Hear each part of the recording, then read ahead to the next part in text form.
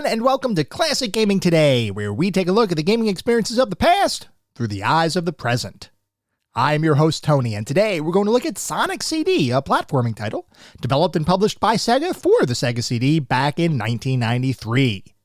We're going to talk about that game in just a couple minutes, but first, as is usual, just a little bit of housekeeping up front. This is episode number 148. I am excited to be here. I hope all of you are as well. If you'd like to reach out, let me know how I'm doing, provide feedback, comments, suggestions, or just talk about classic games and technology in general. I would love to hear from you, and there are a few ways you can reach out. I have an X account with the handle @ClassicGamingT. I have an email address, which is classicgamingtoday@gmail.com, and we have our Discord server. The link is in the show notes. Discord is the best way to get in touch with me and the rest of the community around this podcast. We have a ton of fun out on Discord. We do weekly and monthly gaming challenges, prizes, awards, discussions. It is all out there. I highly encourage you all to check it out. I also highly encourage you to check out our Patreon. It's patreon.com/ClassicGamingToday. If you want even more Classic Gaming Today goodness, including a Patreon exclusive bi-weekly podcast expansion pack, patreon.com/ClassicGamingToday is where it's at.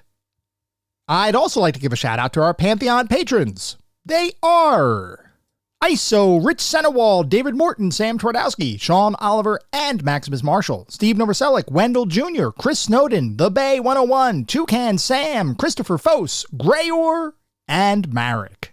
Thank you guys for supporting the show. Thank you all for supporting the show, whether you contribute monetarily or simply listen on a regular basis. I truly do appreciate all of the support. For anyone who may be new, welcome. I'd like to take a brief moment to go over the anatomy of an episode because, for the most part, all of our episodes follow a very similar format and structure.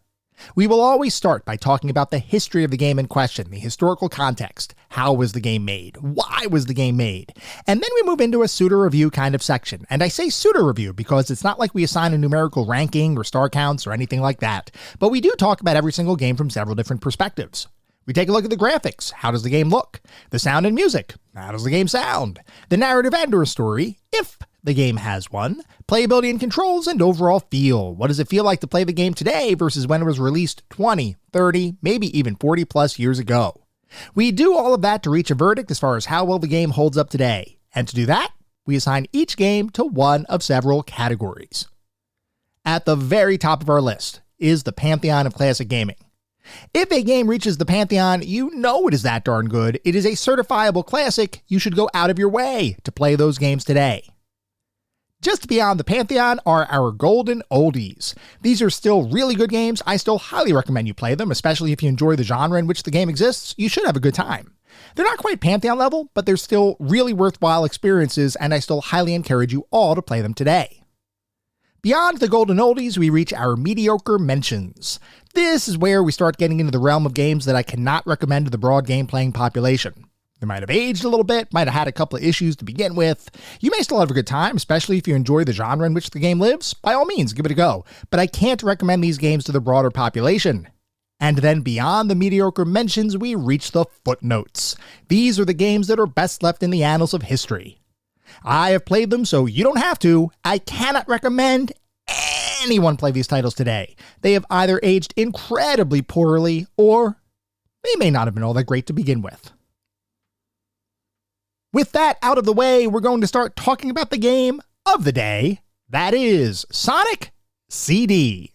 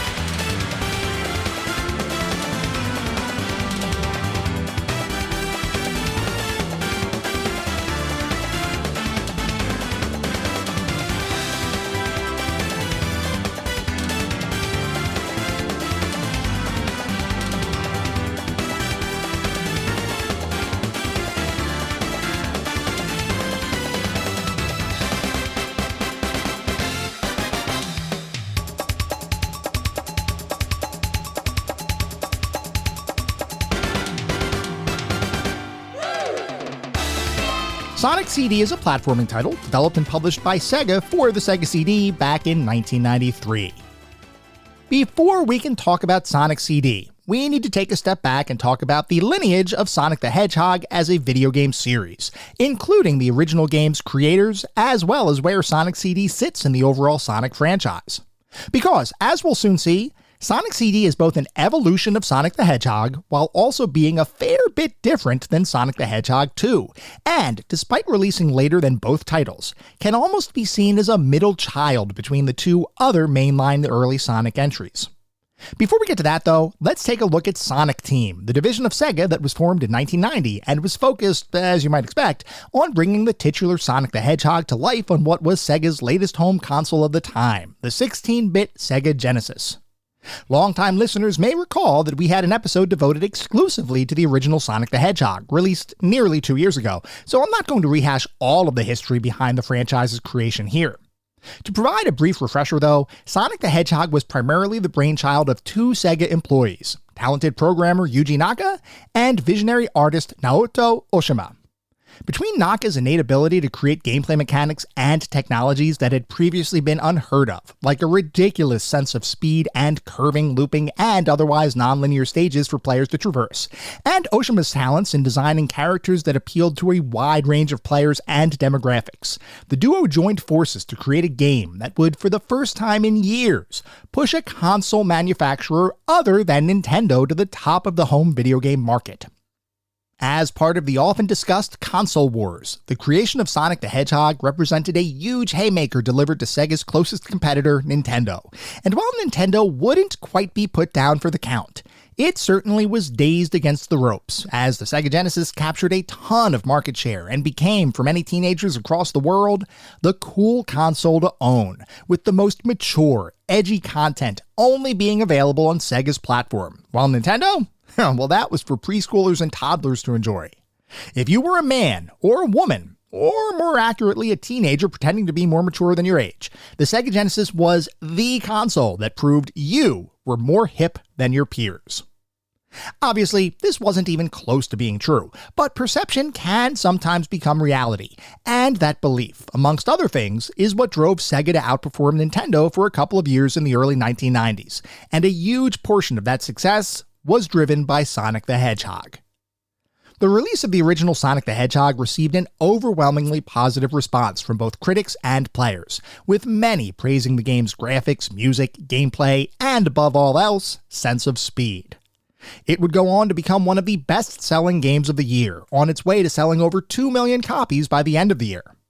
Its success was so great, in fact, that just several months after release, it would replace Altered Beast as the pack-in title for the Sega Genesis, which served to help sell an additional 15 million consoles over the course of its lifetime. Sonic the Hedgehog would be named Game of the Year by many publications of the time, and even retrospective analysis has kept Sonic on many gamers' best games of all time lists. It was truly one of the most important releases in video game history. As you might imagine, with a title as successful as Sonic the Hedgehog, it would be silly to not begin working on a sequel. Only here, the Sonic timeline would begin to get a little murky, as Sega itself was approaching a bit of a crossroads. On one hand, they had a rapidly expanding install base for their 16-bit Sega Genesis console, which, like we talked about, had captured a significant portion of the video game console market following its release. So, Sega knew they wanted to continue to sell those systems, and hopefully remain the leader in the video game console space. At the same time, Sega had ambitions beyond their Genesis system, and in particular, were getting ready for the release of an add-on for that console, the Sega CD, which would feature advanced graphics, audio, and storage capabilities beyond what the Sega Genesis could offer. As Sega CD's release date drew closer, Sega knew they needed to have some high-quality games to help sell the peripheral, and no property at the time was quite as hot as Sonic the Hedgehog. So Sega decided to effectively work on two Sonic efforts at the same time. One would be a direct sequel to the original Sonic the Hedgehog, while the other would be an enhanced port of the original Sonic the Hedgehog to the Sega CD. The thought being that an expanded, more detailed version of Sonic would undoubtedly help sell Sega CD units, both to individuals who had played the original title already and wanted to play an enhanced version of the game, as well as newcomers to the Sega console ecosystem who may have never experienced Sonic the Hedgehog before. Being a port would also allow for a quicker development timeline, as most assets wouldn't need to be created or programmed from scratch. They could simply be taken from the original game, tweaked a little bit, and then loaded onto a CD for gamers around the world to enjoy. As work was commencing on that Sonic the Hedgehog Sega CD port, work on Sonic the Hedgehog 2 was also gaining traction, which would end up being the result of a collaboration between a core group of Japanese Sonic game developers, including Yuji Naka, along with the relatively newly formed Sega Technical Institute, or STI, Sega's American development studio led by video game industry veteran Mark Cerny. STI was envisioned as a way to combine Sega's video game design know-how with a more well-established understanding of American culture, a market that Sega was continuously trying to capture. In fact, with the first Sonic the Hedgehog, one of Sega's primary design goals was to create a character and game that would appeal to a worldwide audience, and specific focus group testing was conducted to ensure that Sonic would in fact appeal to the American game-playing public. As history proved out, Sega totally hit the mark with that one. But the company didn't want to rest on their laurels, which is what prompted the creation of STI in 1990, where Sega figured they could combine an American-based staff with Japanese game veterans to create high-quality titles infused with American culture, rather than simply localizing Japanese-based games for international players. In the years immediately following its founding, STI would create a couple games using primarily American designers without much, if any, support from Japanese game developers, as Sega had faced issues with getting work visas approved for their Japanese staff to travel to America. At the same time, Sega of Japan was experiencing some staff turnover in key positions, most notably the departure of Yuji Naka from the company, who believed that he didn't receive the credit or recognition that he deserved as a result of the original Sonic the Hedgehog success. As 1992 rolled around, though, Sega was able to resolve those visa-related issues, which meant they could now begin sending Japanese staff over to America to work hand-in-hand with STI to begin creating future titles. And coincidentally, 1992 was also the time when Yuji Naka began looking for his next job, which incidentally would end up being a direct hire into the Sega Technical Institute by the company's senior leader, Mark Cerny. When Naka joined STI, he received a significant pay increase from his prior role with Sega, and was promised he would have more creative freedom than he previously enjoyed, both of which sounded pretty great to Naka. Unbeknownst to him, a large chunk of the previous Sonic team had been assigned to travel to America to work with STI as well. So, with Naka and that group both joining STI in 1992, it was only natural that the company would be entrusted with the creation of one of the biggest sequels of all time, Sonic the Hedgehog 2. With the team composed of both American and Japanese video game design talent, work on Sonic the Hedgehog 2 officially got underway, and pretty quickly became an incredibly contentious project, with constant strife and animosity between the American and Japanese staff, driven primarily by the language and cultural divide that existed within the team. In particular, Yuji Naka was irate, and would spend most of his time developing Sonic 2 being disgruntled and angry, prompting other members of the American team to label him, in their words, as an arrogant ass. Sonic 2 would eventually release in late 1992 to critical and commercial success, but that success came about almost in spite of its development cycle, rather than because of it. It's not often when a contentious and volatile work environment results in a successful product release, but in this instance, the sheer talent of the combined team outweighed the contention between the Japanese and American staff. That experience, however, was enough for Naka to declare that he would never work with the American staff again. So, following the release of Sonic the Hedgehog 2, STI would be split into two separate teams, one featuring an entirely American development team, while the other was staffed entirely by Japanese game designers and developers.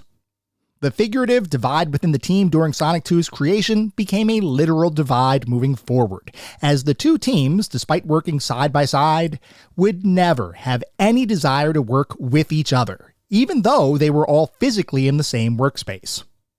While the majority of the original Sonic team and Sonic co-creator Yuji Naka were stuck in America, work on the Sonic the Hedgehog Sega CD port was actively being worked on in Japan, under the leadership of original Sonic artist Naoto Oshima, who had been promoted to the role of director for the forthcoming Sega CD title. Within Sega's corporate leadership, a fair amount of pressure had been placed on the development of Sonic the Hedgehog 2, as it was being created as a true sequel to the original title, and as such, needed to exceed expectations for prospective consumers. The Sonic port for the Sega CD, though, would face significantly less pressure by Sega leadership, as expectations were decidedly lower than Sonic's first full-blown sequel. That's not to say that Sega expected the Sonic Sega CD port to fail or to be a lower quality experience. Far from it. They were looking at the Sega CD version of Sonic as the definitive version of the title, with everything about the game being designed to be higher quality than the original experience. But, as a simple port, Sega leadership didn't feel the same pressure to innovate. From their perspective, a fresh coat of paint, perhaps some new music, and an animated cutscene or two would be enough to sell Sonic's eventual Sega CD release to the masses. A funny thing happened while that port was being developed, though. Naoto Oshima and the rest of the team, which was comprised of industry veterans who had previously worked on such Sega classics as The Revenge of Shinobi, Golden Axe 2, and Streets of Rage, all began to consider that they could potentially do something more than make a straightforward port of the original Sonic title. The thought was, taking Sonic the Hedgehog and putting him on the Sega CD would be good, but taking the Sonic character and thrusting him into a whole new adventure would be even better. So the team began to pivot, using the work already completed on the port coupled with the original Sonic the Hedgehog framework and using the source code for all of that as the foundation for a new effort, which is what would eventually lead to the creation of an entirely new Sonic the Hedgehog experience, Sonic CD. As Oshima and the team began thinking about how to distinguish Sonic CD from the rest of the series, focus was placed on several discrete areas that everyone thought could demonstrate how Sonic's Sega CD outing would be a different experience than what had come before. For one, the game's level designs were made much larger, and with more of an emphasis on exploration than what Sonic's prior titles would feature. This was something that Oshima himself directed the team to implement, as he recognized that the original Sonic the Hedgehog had a focus on linearity and speed, while Sonic the Hedgehog 2 took that original formula and polished it into a glossy shine, making levels even more linear and allowing players to experience an even greater sensation of breakneck speed. Sonic CD, by contrast, would be expansive, with multiple paths through each level that could intersect, diverge, and combine with one another to form a number of different pathways that a player could take to get from the start of each stage to the eventual finish. Only here, Oshima conceptualized even more level diversity than had previously been considered for a Sonic title, and that was the concept of each stage existing independently, in multiple discrete time periods. Inspired by films like Back to the Future, Oshima and the team conceived of 4 different time periods for each stage: the past, the present, and 2 different futures, one of which represented a good future, while the other would represent a bad future, with player actions dictating which of the 2 different futures would be playable in a given zone and level.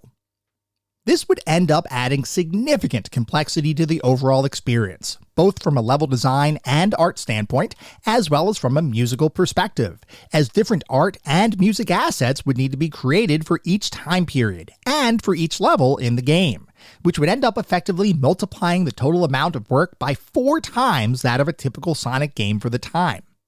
To put it into perspective, Sonic the Hedgehog 2 was shipped on a 1 megabyte cartridge, a fairly typical amount of storage for a cartridge-based title. Sonic CD, meanwhile, would balloon to 21 megabytes in size, a clear demonstration of the title's expanded scope. Now, a chunk of that storage was taken up by a couple of short pre-recorded animated cutscenes that would play at the beginning and end of the game, which were actually stored as uncompressed video and were therefore of a higher quality than most other pre-recorded videos on other Sega CD titles, the majority of which were heavily compressed and lower resolution. But a good portion of the game's total data storage requirements was driven by the fact that the core game itself was simply much larger than other Sonic titles from around this time. While the game would contain 7 zones, each of which were comprised of 3 levels, or 21 levels in total. Each level had multiple time periods associated with them.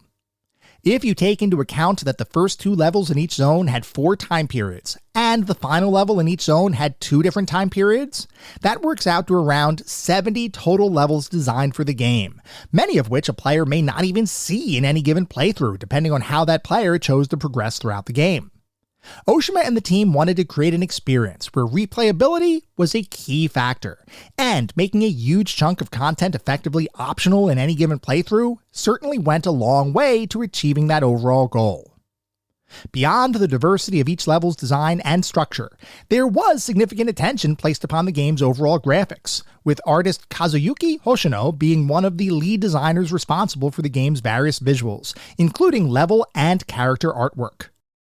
There was a desire within Sega to have Sonic CD resemble more of a computer-generated visuals kind of experience, and Sega decided to create graphics for Sonic CD similar to how Nintendo-focused development studio Rare created Donkey Kong Country, in that they pre-rendered various graphical elements, including the character art for Sonic himself, and then stitched those pre-rendered images together into a series of sprites that the Sega CD could actually process and display.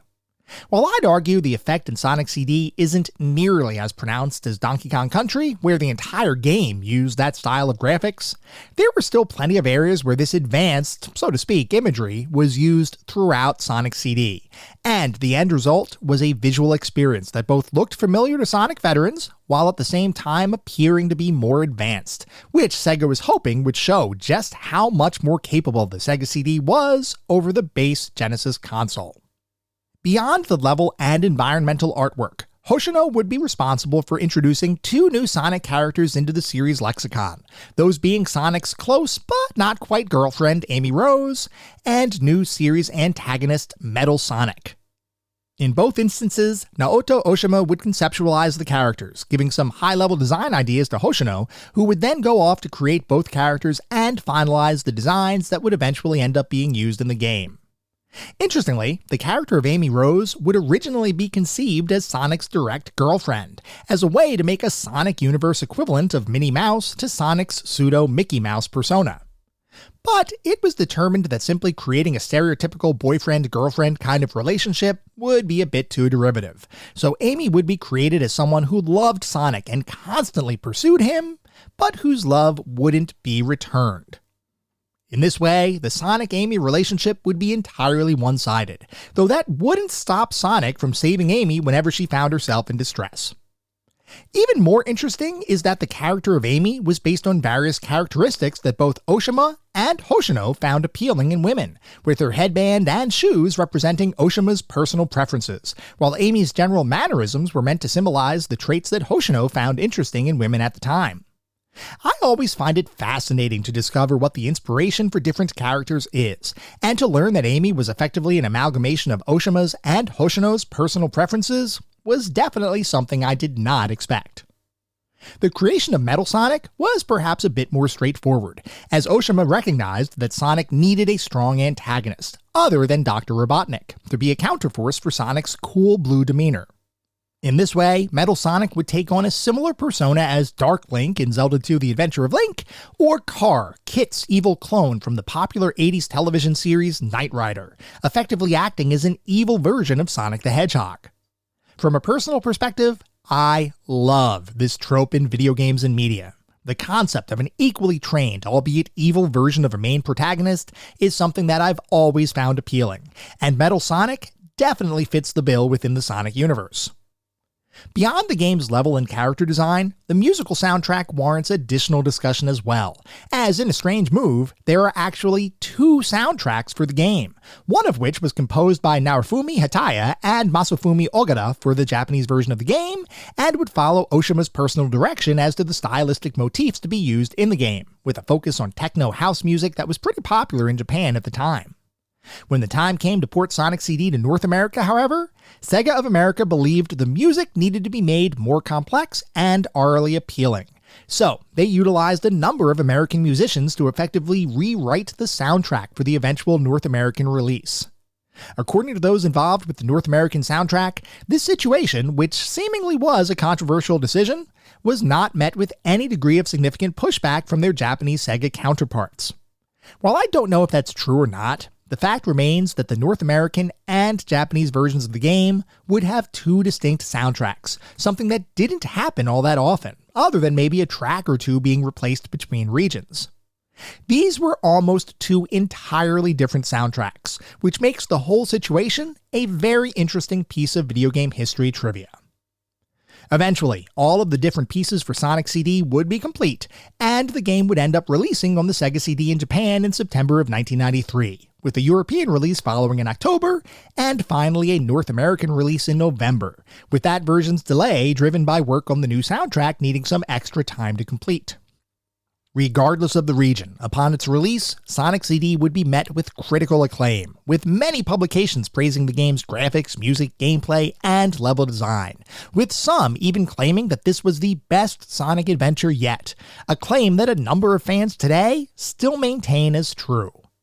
While some critics felt strongly about one version of the soundtrack over the other, and others believed that the Sega CD's full capabilities weren't quite used as effectively as they could have been, these ended up being minor critiques in the grand scheme of things, as the majority of critics simply loved Sonic CD, while players would flock to stores to purchase the title, with over 1.5 million copies of Sonic CD sold, making it the top-selling title for the Sega CD, at least out of those that weren't pack-in titles with the system.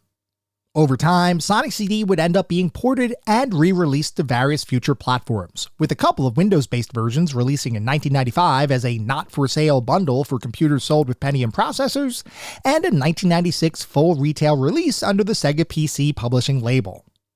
The 1996 retail release would later be ported to the Nintendo GameCube and Sony PlayStation 2 consoles, and in all instances, every version outside of the original Sega CD release would be considered inferior products. That is until 2009, when an independent game developer would create a proof of concept for a Sonic CD remaster that got the attention of Sega itself, who would work with the developer to take that fan project and turn it into a full re-release for mobile devices and current consoles in 2011 and 2012. This version of the game would prove to be the definitive version of the experience, and would include a number of graphical enhancements, the ability to play as different franchise characters, and would feature both the North American and Japanese versions of the soundtrack. This version would end up being included in the Sonic Origins collection in 2022, a release that would introduce the earlier classic Sonic titles to a whole new generation of gamers, while providing a trip down memory lane for those of us who may have had the opportunity to live through Sonic's original 16-bit releases. Sonic CD would continue to gain fans over the years, so much so that it is widely considered to be one of the best console games of all time, and in the eyes of many, was the best Sega CD title ever released. While these recognitions are 100% subjective, the fact is that Sonic CD does have a huge number of fans, and there is definitely a lot to like about Sonic's first CD-based adventure. As many of you likely know, the Sonic franchise would have numerous sequels and spin-offs that continue to be released even today. And with the popularity of cross-media efforts like the Sonic the Hedgehog movie franchise and the Knuckles limited television series, coupled with the increased quality of most video game-based movie and television shows released today, it's not hard to believe that the future will continue to remain bright for everyone's favorite blue hedgehog. Sonic CD remains an important release in video game history. As one of the most popular and well-designed Sega CD titles ever released, Sonic CD succeeded in helping Sega sell their CD-based peripheral, and in the process gained a legion of fans who believed, and continue to believe, that Sonic CD is the best Sonic title ever created. Well, I'll relay my own personal opinion on the game in just a couple minutes. The fact is that there is a lot of love surrounding Sonic CD, and the amount of praise the game continues to garner is a testament to the collective efforts of Naoto Oshima and the rest of the team that brought Sonic CD to life. A truly collaborative effort that resulted in one of the more memorable releases in the entire Sonic series. And that accomplishment, as well as the quality of the game itself, is definitely something that deserves our collective respect, both today and for countless years to come.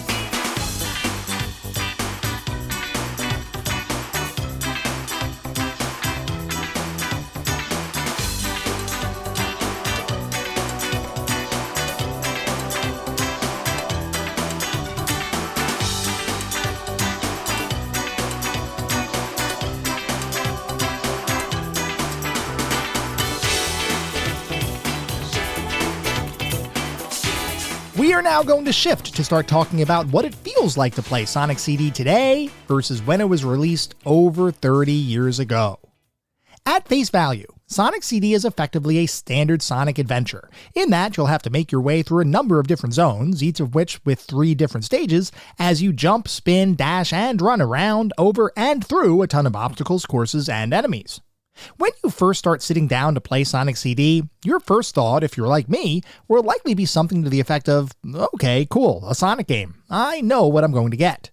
The fact is, though, that could not be further from the truth, as those first impressions are incredibly deceiving, and mask the unique features, design decisions, and mechanics that make Sonic CD an incredibly ambitious Sonic adventure. Sonic CD certainly has the same foundational elements as most Sonic games, in that you will progress through a variety of levels, each of which will follow a certain theme depending on the zone you're in, which run the gamut from palm tree dotted hills to underwater temples to dangerous cave formations to mechanical factories, just to name a few of the different level types you'll find in the game. As with most Sonic adventures, the level diversity here is pretty great, and each level has obstacles, enemies, and environmental features that feel handmade to match the theme that the level belongs to, which means that each zone you progress through, of which there are 7, all feel like self-contained worlds with unique encounters and experiences in each one that all feel awesome to explore. And explore is definitely the name of the game here, as unlike some other Sonic titles, each level is incredibly less linear than what you might be used to. Sure, Sonic games in general are designed to feature branching paths and multiple ways through a given level, but most of the time, every single one of those paths funnel you towards a singular destination, that being the end of the stage. In Sonic CD, the design is much more open-ended, in that there are still multiple paths through a stage, but there is less direct funneling towards your eventual goal. Instead, the game rewards and encourages exploration, where sometimes you have to go backwards through a different path in order to find a useful item, or potentially discover a hidden warp to a different time period for the stage you're in. Because each and every main zone stage in Sonic CD, short of the final boss of each zone, is actually 4 levels in one.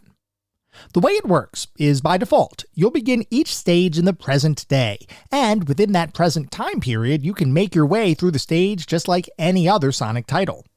Occasionally, though, you may pass a sign that says either past or future, and if you touch that sign and maintain a certain amount of speed for several seconds, you'll enter a warp of sorts that will transport you from the present to whatever time period the sign depicted.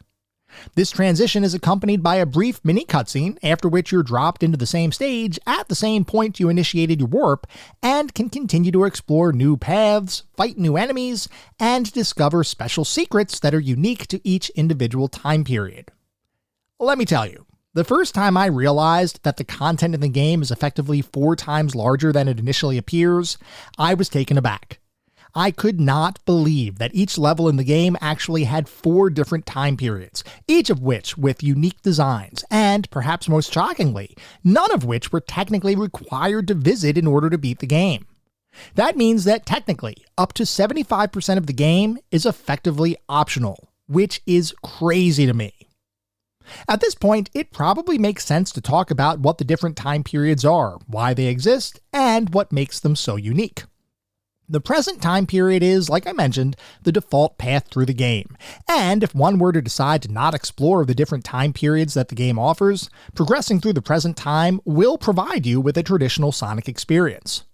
Heading back to the past, though, will warp you to a version of your current level that feels a bit more primitive, oftentimes with stone structures replacing more mechanical features, as would be typical in older, less developed time periods. The past, however, holds a special secret, in that each past stage has a machine hidden in it that is required to be found and destroyed if you want to get the best ending the game has to offer. These machines are sometimes pretty obvious, but are also occasionally trickier to find, and the game's more exploration-centric focus really shines through here, as instead of speeding through the level you're on, you instead begin jumping from platform to platform cautiously as you seek out the machine in a given stage's past time period. Assuming you find and destroy the machine, you'll then change the future, literally, as each stage has 2 distinct future time periods to explore. One is known as the bad future, which is the stage you'll explore if you haven't yet destroyed the machine in the past. These bad futures oftentimes feature challenging enemy placements, environments that look as though they were destroyed or overrun by enemy forces, and are, generally speaking, pretty depressing to explore, at least as depressing as an ultra-colorful Sonic title can depict. If you do destroy the machine in a given stage's past, though, then you'll unlock a good future, which will be much brighter, feature less enemies, and will usually show a more hopeful view of that stage's eventual potential evolution. From the perspective of simply playing the game and trying to beat it in any way possible, you really don't need to bother yourself with these different time periods, as you can just progress forward without a care in the world, tackle any enemies in your way, occasionally bounce around different time periods, and eventually beat the game, having a fun, engaging time throughout your playthrough. The first time I played through the game, I did exactly that. I simply wanted to play the game, and Sonic CD let me do that the way I wanted to, which was, for better or worse, pretty similar to any other Sonic game you might be familiar with. I eventually reached the boss, beat him, watched the credits roll, saw the ending cinematic, and then was simply told, try again. Well, let me tell you, if ever there was an anticlimax in a game, this was it. No congratulatory text, no good job, Sonic, nothing, except simply try again. To say that end result was a bit of a letdown would be an understatement, so I knew I had to go back and play the game the way the designers intended it to be played, which meant exploring each stage's different time periods, finding the special past machines that needed to be destroyed, and trying to improve the future for each zone I was playing through. The cool thing here is that each zone contains 3 stages, and your actions in the first 2 stages will dictate what the third stage will look like. If you destroy the past machines in both of a zone's first 2 stages, the third stage of the zone, which is primarily a boss fight, will depict that zone's good future evolution, which gives you a nice sense of reward for a job well done. If you don't destroy both of the first 2 stages' past machines, though, the final stage in the zone will be the bad future version of the level, which really does feel like you've let the zone's inhabitants down a little bit, an emotion I did not expect to feel when playing a Sonic title. Assuming you do find every past machine, destroy them, and make your way through the game, you'll eventually face the final boss again, only this time, when you beat him, you'll be treated to a slightly different cinematic and no prompt to try again, because this time, you saved the day and brought about the best possible future for all involved. Let me be very clear. The 2 endings are not dramatically different from one another, and there is no quote-unquote real reason to play through the game and get the good ending, because it's not like you unlock something truly special that changes how you play the game. There are no special bosses, no special levels, and no secret characters or anything like that. It's simply that ending cinematic, and you'll have to decide for yourself whether seeing that ending is worth the additional time that it'll take you to beat the game with all machines destroyed. Because finding all of the past machines can take a bit of exploration and time to complete. Not a ridiculous amount, mind you, but enough that I could see individuals wondering whether the benefit is really worth the extra time spent, especially if you've already played through the game before. That being said, the fact that each Sonic CD level has 4 distinct versions drives excellent replay value, much more so than most platformers released around the same time. If you truly want to see everything the game has to offer, it's going to take you some time, and actually mastering every aspect of the game, including all different level versions, will take a good amount of dedication. I appreciated the amount of content here, which, like I mentioned, shocked me when I discovered how much additional work went into creating all of these alternate level versions. This was a very clear indicator that the development team wanted to show that Sonic CD was dramatically bigger than its predecessors, and that all of that extra storage space that the Sega CD provided was put to good use. And here, I can affirmatively say that for me, the team succeeded in that goal. While the primary way to achieve the good ending is by destroying each level's past machine, there is actually an alternate path through the game that will reward you with the same net result, and that is by tackling each zone's special stage and defeating all of the UFOs contained within them. Similar to other Sonic titles, if you complete a given course with 50 or more rings, which is harder than you might think sometimes, then you'll be presented with a gigantic floating ring to jump into at the course's exit area. If you jump into that ring, you'll be whisked away to a special stage where you need to run around a 2D posing as 3D environment, similar to Mode 7 graphics on the Super Nintendo, and defeat a series of flying UFO enemies within a certain period of time, all the while avoiding obstacles like water that will cause your countdown clock to accelerate. Assuming you beat all of the UFOs in a secret stage, you'll receive a time stone. And if you recover all 7 time stones, that also guarantees you the good ending for the game, as well as a good future for any zone you may be playing through. Based on my experience, I can say that beating all of the UFOs in a given special stage can be a bit challenging, especially because the UFOs often move around the environment and put themselves in locations that can be difficult to reach quickly, unless you jump over an obstacle that could potentially decimate the remaining time on your countdown timer. As with anything, the more you play these special stages, the more you'll get used to them. But from my perspective, destroying the past machines is the way to go if you're looking to get the good ending for the game, as opposed to trying to complete the special stages.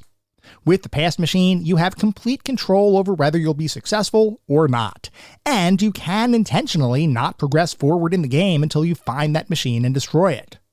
The special stages can be more variable, and if you mess up on both of the special stages for a given zone, you have little recourse other than restarting the game, or dying intentionally to restart that zone. And speaking of dying, deaths in Sonic CD are much more friendly than in Sonic 1, or Sonic 2 for that matter. In both predecessor titles, players would have a limited number of lives, which can be augmented, and continues, which can also be augmented, but once you run out of both, it's game over, and you have to restart from the beginning of the game. Sonic CD reduces the penalty for death significantly, in that if you die, you'll be able to continue from the beginning of whatever zone you're currently in. But you also have unlimited continues, as well as the ability to save your progress in the event you need to step away and return to the game at a later time. This was an inclusion I absolutely loved, as one of the frustrations with the original Sonic was the fact that until you became incredibly proficient at the game, the best course of action was to slow down and do your best to avoid death, as opposed to enjoying Sonic's speed, albeit with higher risk of death. Reducing the penalty for death here opens gameplay up to allow you to either be cautious, exploratory, or risky, and you'll never be harshly punished regardless of how badly you fail. I recognize this can be a double-edged sword, as challenge can be a subjective thing, and some people want their games more difficult and punishing, which they view as an obstacle to overcome on their way to mastery. While I don't disagree, I also think that arbitrary continue limits can tend to be more frustrating than fun, so I personally appreciated this aspect of the game's design. And speaking of difficulty, Sonic CD, from my standpoint, is a fair bit easier than other Sonic titles released in the early to mid-90s, and I spent a good chunk of the game not even dying despite the game's best efforts.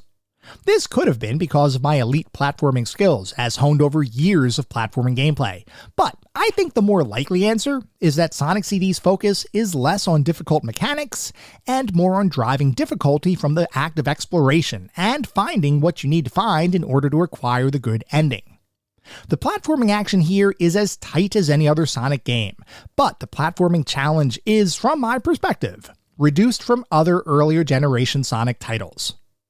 That said, there is one encounter late in the game, a race between you and a metallic foe, that will likely give you some difficulty, especially after being lulled into a false sense of security after playing through the earlier zones in the game. This race took me several tries to get past, and is the sole reason why I know the game has a continue and save system in the first place. Up until that race, I hadn't yet lost all of my lives during my playthrough, which was honestly a pretty good feeling. Well, that feeling quickly evaporated as soon as I hit that race, eventually causing me to reload and replay that zone a good 3 or 4 times before I finally figured out the best way past the race.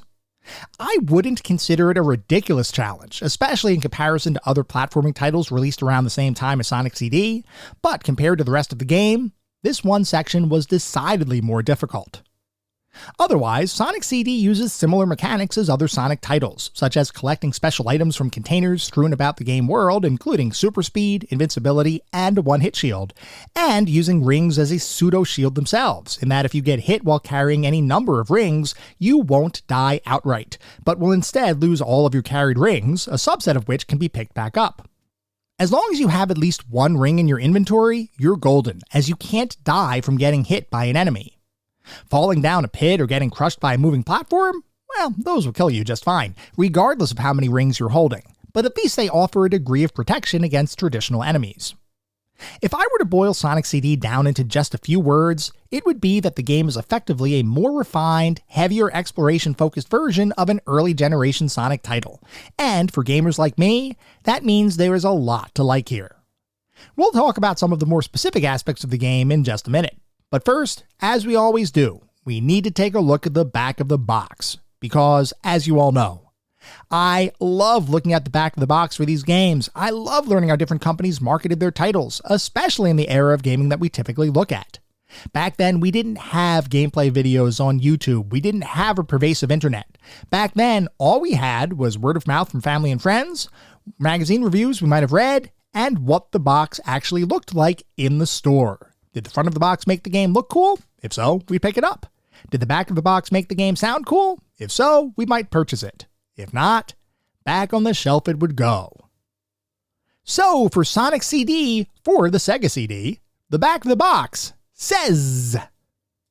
In his first CD adventure, Sonic goes head-to-head with the Metal Sonic, Dr. Robotnik's evil hedgehog creation. Sonic discovers Robotnik wants all the time stones from the Little Planet, so he can bend time and rule the world. Can you help Sonic get them first? Time traveling through the past, present, and future, Sonic explores over 50 levels of adventure, plus amazing bonus levels. Razor-sharp graphics, a completely cool stereo soundtrack recorded with amazing Q-Sound technology, and an opening mini-cartoon make Sonic's latest clash with Dr. Robotnik his most awesome yet. Those are all captions that are included with screenshots on the back of the box, and that is literally all that is on the back of the box. It's effectively 4 screenshots, 4 captions, and that is it. And I've got to say, this one mostly sells me on the game. The thing with Sonic is you kind of know what you're going to get when you pick up a Sonic CD, Sonic Adventure, or a Sonic game, and when you pick up something with Sonic in it, you kind of know what you're going to get. Now, granted, different games have played around with the Sonic formula a bit, and like we were just talking about, Sonic CD does in fact do that same thing. They play around with the formula. It's not a truly traditional Sonic adventure. But at the end of the day, you're still getting Sonic. You're still getting two-dimensional, at least in this era of gaming, you're still getting two-dimensional gameplay. You're still getting a lot of breakneck speed and different curves and paths through levels. So honestly, this sells you as long as you are a Sonic fan, which incidentally I am. So for me, this box definitely sells me. If you don't like Sonic or you're not really a fan of Sonic's adventures, I don't know. I don't think you're really going to be changed by the back of this box simply because it's just more of the same. There are some cool looking Mode 7-like graphics like we were talking about for the special zone stages. They have actually, it looks like 2 screenshots that are showing off the Mode 7-like pseudo 3D graphics in the game. But other than that, there is a single screenshot that shows some of the side-scrolling Sonic action that you would expect. There's also a screenshot that shows Sonic battling one of the bosses in the game. And honestly, it's fine. Like I said, if you're a Sonic fan, you're going to like this. If you're not a Sonic fan, there's nothing here that screams this is different. Though I will say that Sonic's character artwork, especially in the one side-scrolling screenshot that's on the box, you can definitely see that they took a little bit of inspiration from the work that Rare was doing with Donkey Kong Country, because other than looking just like a pixel art version of a character with sprites and things like that, Sonic definitely looks more CGI oriented. So that is probably the biggest change that you can see based on the back of the box. Otherwise, it's a Sonic game, it's on CD, and if you like Sonic, you will probably go off and play it. Anyway, we're going to move on to talk about the more specific aspects of the game now, and we're going to start by talking about the graphics. When I first started playing Sonic CD, I thought the graphics were almost too loud and vibrant, so much so that it felt like someone had thrown a ton of neon colors at the screen just because they were available. But as I played the game more, I came to realize that my initial impression was actually not accurate, as Sonic CD by and large is one great looking game, with a ton of level variety, environmental diversity, and nicely designed character models that skew towards a pre-rendered 3D style of visual over the pure pixel art style of Sonic 1 and 2.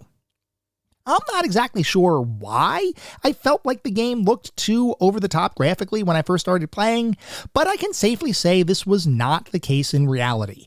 And after playing through the game and re-exploring certain levels to find additional secrets and locations, I came to truly appreciate Sonic CD's enhanced graphics and overall visual style. From my perspective, one of the best aspects of the game's visual environment is the fact that each stage has 4 different time periods, like I mentioned before, and each of those 4 time periods utilize a unique design with different colors, palettes, features, and other elements that make each period feel distinct, but still very obviously part of the same stage. While the majority of the individual level structures themselves are fairly similar between each time period, the graphics are more detailed and distinct than a simple palette swap, with the past time period looking much less technologically advanced than the present time period, and both future time periods looking futuristic and, at least in the case of the bad future, dystopian as you might expect.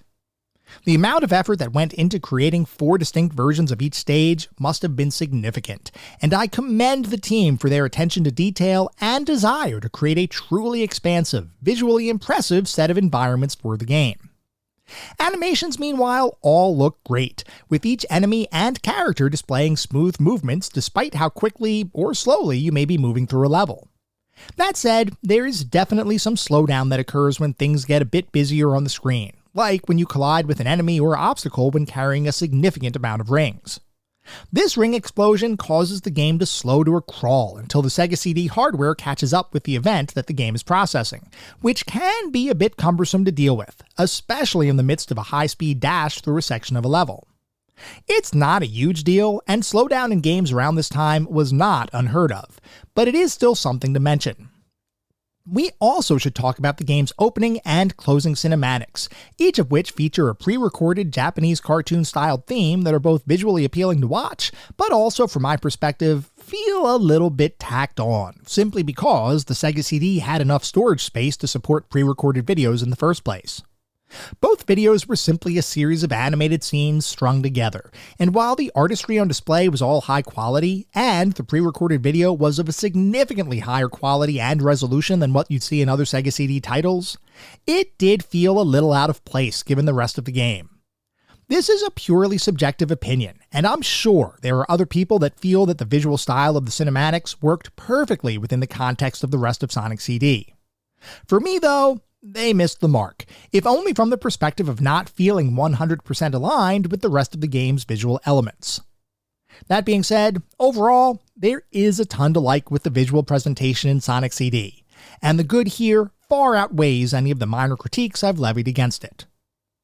Moving on to the sound and music, the musical environment for Sonic CD is different depending on which version of the game you play, and not just minor changes. The soundtrack is almost entirely different depending on whether you're playing the Japanese or North American version of Sonic CD, which can make for a decidedly different feel as you're playing the game. For this episode of the podcast, I ended up playing the North American version of the game, though I did dabble a bit with the Japanese version of the title, just to make sure I had a broader perspective on both versions of the game. And based on that perspective, I can say that both versions of the soundtrack are pretty great in their own right, with the American version being a bit more complex melodically and to a degree more rock-heavy, while the Japanese version skewed a bit closer to traditional, for the time, Sonic tunes, albeit with a very different style than both Sonic 1 and 2. I will say, while I appreciated both versions of the soundtrack, and I thought the game's composers used the Sega CD's audio system, including pre-recorded CD tracks, effectively within the game, I personally did not like Sonic CD's soundtrack nearly as much as either Sonic 1 or Sonic 2, both of which featured what, from my perspective, were several iconic themes that I still have stuck in my head even today, years after I first experienced them. I don't think I'm going to have the same situation with Sonic CD, as the majority of the songs in the game are good in the moment, but don't really transcend their status as video game background music. That's not to say that the songs are bad or poorly composed, I just didn't like them as much as other Sonic soundtracks from the early to mid-90s. What is here, though, matches the action on the screen well, and stylistically, the songs in the game cover a pretty wide expanse of different musical motifs, which I did enjoy. Similar to the graphics, I also thought it was amazing that each time period for the individual levels in the game had their own distinct theme music, each of which would differ based on the zone you were currently in. There is a lot of music here, and it all enhances the experience of playing the game. And honestly, can't ask for much more than that. Sound effects, meanwhile, all sound great, and are 100% in line with what you'd expect a Sonic title's sound effects to sound like, with the recognizable ring collection and collision sound being a personal favorite, which, just like Mario collecting a coin, is a distinct enough effect that you can probably pick a Sonic ring sound effect out of an auditory lineup of other sound effects pretty darn easily. It's not often that sound effects reach the status of being instantly recognizable and attributable to the game in which they exist, but with Sonic, and by extension Sonic CD, that ring sound effect definitely belongs to that category. The rest of the sound effects in Sonic CD are all good too, and honestly, when the sound effects and music come together into a cacophony of sound, it is incredibly pleasing to listen to, and instantly brings me back to nostalgic times from my youth. Even though I was primarily a Nintendo kid around this time, there's something about Sonic that still holds a special place in my heart, and Sonic CD, despite not sounding exactly like other early Sonic titles, still sounds great as its own unique auditory experience. As for which soundtrack I prefer between the Japanese and American versions, I honestly don't have a strong preference, and I believe that whichever version of the game you end up playing, you're probably going to have a positive listening experience. Moving on to the narrative and story, in Sonic CD, you play as the titular Hedgehog on a mission to stop series antagonist Dr. Robotnik from once again attempting to use his robotic army to take over the world. This time, Dr. Robotnik is trying to use Little Planet, a celestial body that appears in the sky annually, as the new home for his robotic creations. Robotnik has chained the planet to a nearby mountain, and, using the incredibly powerful Time Stones, is slowly but surely transforming that planet into an evil robotic fortress, with the intent of eventually unleashing his robotic horde on the denizens of Mobius, the large planet that the little planet revolves around. This obviously cannot be allowed to happen, so Sonic takes it upon himself to thwart Dr. Robotnik's plans once again. Over the course of numerous zones, levels, and time periods, Sonic will seek out the aforementioned Time Stones in the hopes of being able to reverse Robotnik's negative influence on the world's future. Can Sonic literally rewrite history and save the world? It's up to you to make that happen. Sonic CD's narrative is a fairly traditional platforming storyline, and like I've mentioned numerous times before, platforming titles do not need deep or engaging stories in order to be successful, and in fact, sometimes a convoluted plot can actually detract from a platformer's main focus, which is the gameplay and act of traversing levels, collecting items, and defeating enemies and bosses. The good news is that Sonic CD has just enough story to give you a reason for playing the game, while not going overboard on a ton of unnecessary plot points. It strikes the perfect balance for narratives in an early 90s platforming title, and I have literally no complaints here at all.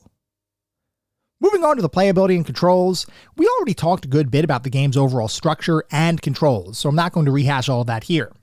What I do want to mention though is that the controls for Sonic CD feel amazing, with tightly tuned gameplay and control mechanics that always make you feel like you have complete control over your character. There were never any moments where I felt like the game's controls betrayed me, and every mistake I made, and every death I encountered, were purely my fault, which is exactly what you want in a well-made platforming title. That said, there are a couple of items that we haven't yet talked about that definitely need some discussion. The first and arguably biggest aspect of the controls I didn't mention earlier is the fact that Sonic has his Sonic Spin Charge move here, known as the Super Spin Dash, which is a very welcome addition to the game. By pressing down and pressing either the A, B, or C buttons on your controller, Sonic will curl up in a ball and start spinning, which will let you eventually launch yourself forward at high speed, effectively taking out any enemies or obstacles that might be in your path. The thing is though, this version of the Spin Charge move feels a bit clunkier than what I personally was used to with Sonic 2, which is the first game in the Sonic series to utilize the Spin Charge maneuver.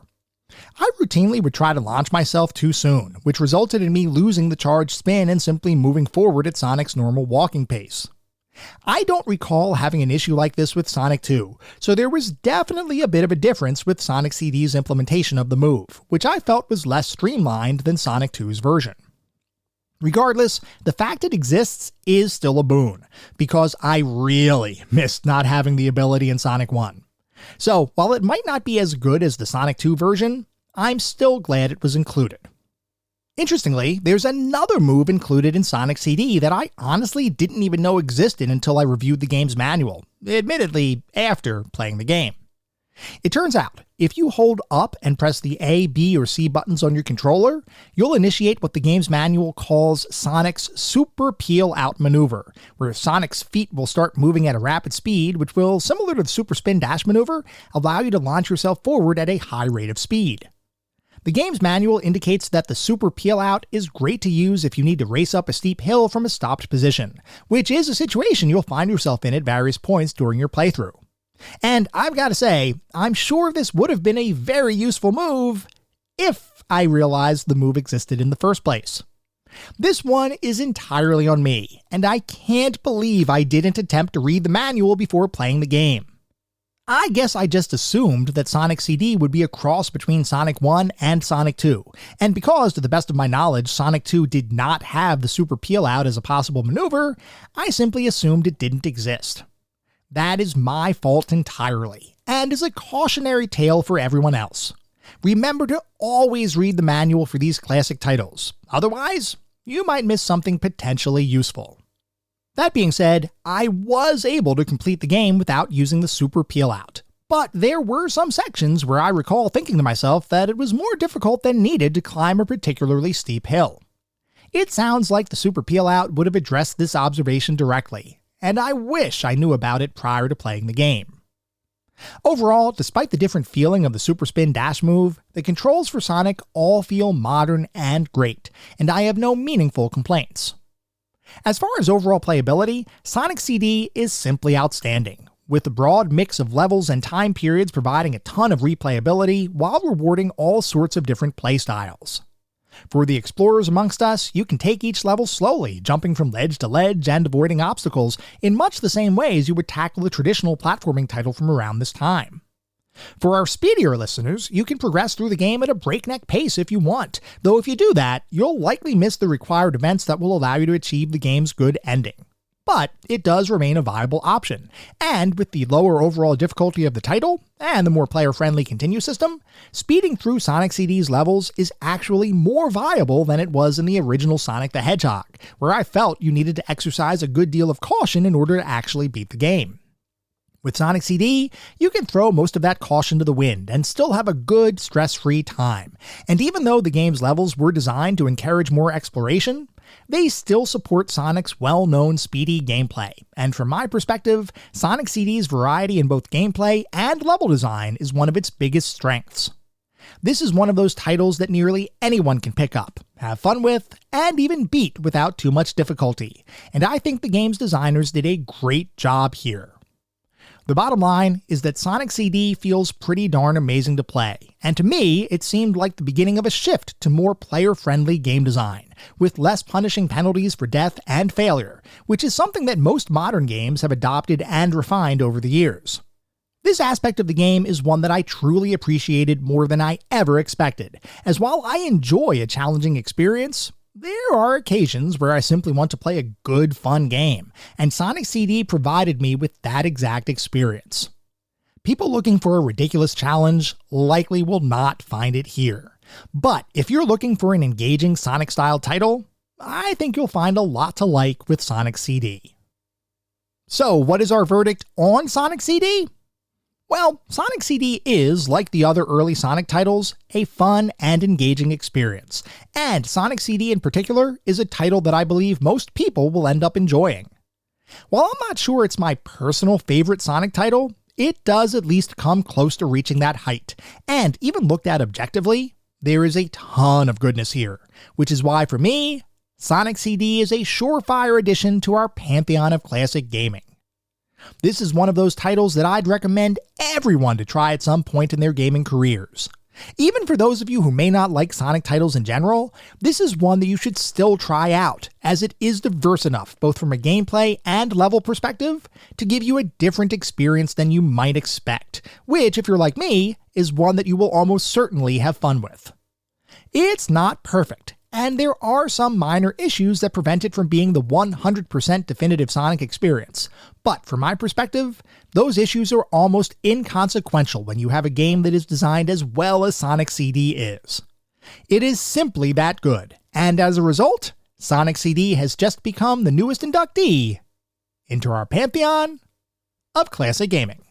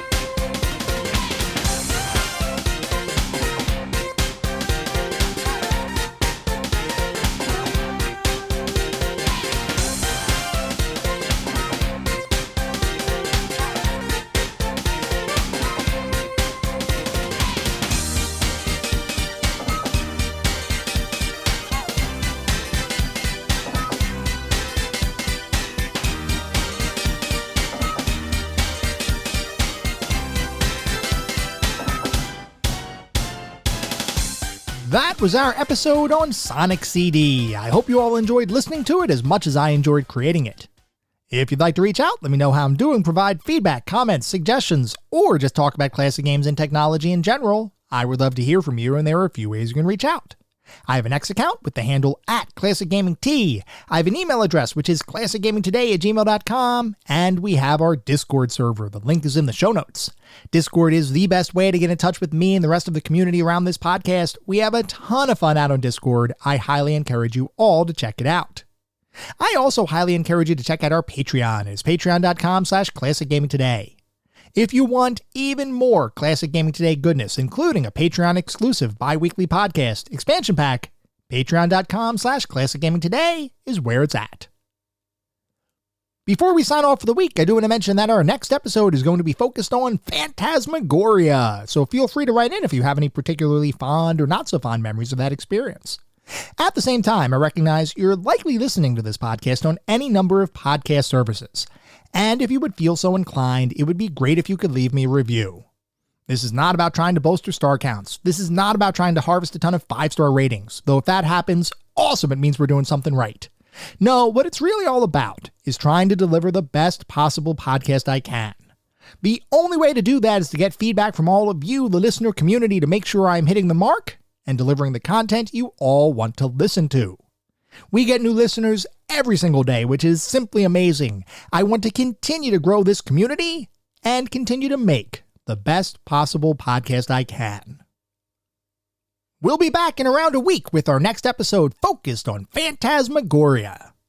Until then, remember, sometimes the games of the past are just as good, if not better, than the games of today. Goodbye, everyone.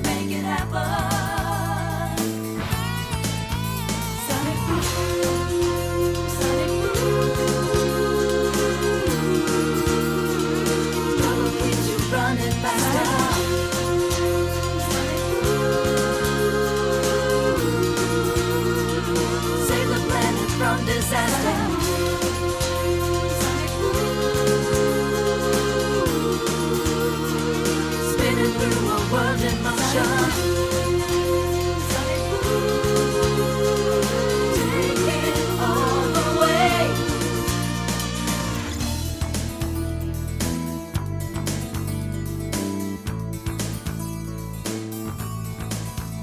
Make your move, break it out. That's what life